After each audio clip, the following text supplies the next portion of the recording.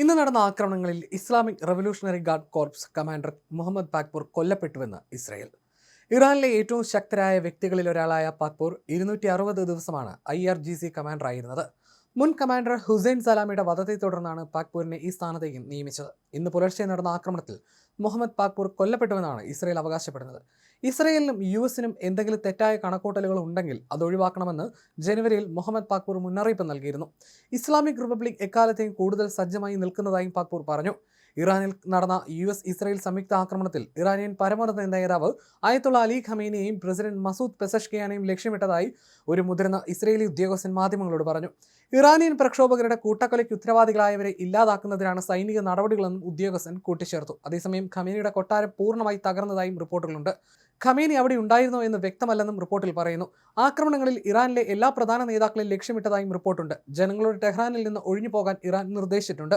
അതേസമയം അമേരിക്കൻ സൈനിക താവളങ്ങൾ ലക്ഷ്യമിട്ട് മിസൈൽ ആക്രമണം നടത്തിയാണ് ഇറാൻ പ്രതികരിച്ചത്. തലകുനിക്കില്ലെന്ന് പ്രഖ്യാപിക്കുകയും ചെയ്തു. Abu Dhabi, Riyadh, Manama, Doha, Bahrain എന്നിവിടങ്ങളിലെ അമേരിക്കൻ വ്യോമ നാവിക താവളങ്ങളിലായിരുന്നു ആക്രമണം. ശത്രുവിനെ നിർണായകമായി പരാജയപ്പെടുത്തുന്നതുവരെ ഇറാന്റെ സൈനിക നടപടി തുടരുമെന്നും ഇസ്ലാമിക് റവല്യൂഷണറി ഗാർഡ് കോർപ്സ് വ്യക്തമാക്കി. മധ്യേഷ്യയിലെ എല്ലാ ഇസ്രായേൽ US സൈനിക കേന്ദ്രങ്ങൾ ഇറാനിയൻ മിസൈലുകളുടെ ശക്തമായ ആക്രമണത്തിന് ഇരയായെന്ന് IRGC അവകാശപ്പെട്ടു. ശത്രു പരാജയപ്പെടുന്നതുവരെ ഇത് തുടരുമെന്നും IRGC വ്യക്തമാക്കുന്നു. മേഖലയിലുടനീളമുള്ള എല്ലാ US കേന്ദ്രങ്ങളും ഇറാന്റെ സൈന്യത്തിന്റെ ലക്ഷ്യങ്ങളായി കണക്കാക്കുമെന്നും ഇസ്ലാമിക് റവല്യൂഷണറി ഗാർഡ് കോർപ്സ് അറിയിച്ചു. അതേസമയം വടക്ക് പടിഞ്ഞാറൻ ഇറാനിലെ സജ്ജാനിൽ ഒരു സ്ഫോടനമുണ്ടായതായി ഇറാന്റെ വാർത്താ ഏജൻസിയായ IRNA റിപ്പോർട്ട് ചെയ്യുന്നു. ഇറാനിൽ നിന്നുള്ള ഭീഷണി ഇല്ലാതാക്കാനാണ് സംയുക്ത ആക്രമണം നടത്തിയതെന്നാണ് ഇസ്രായേൽ പ്രധാനമന്ത്രി ബെഞ്ചമിൻ നെതന്യാഹു പ്രതികരിച്ചത്.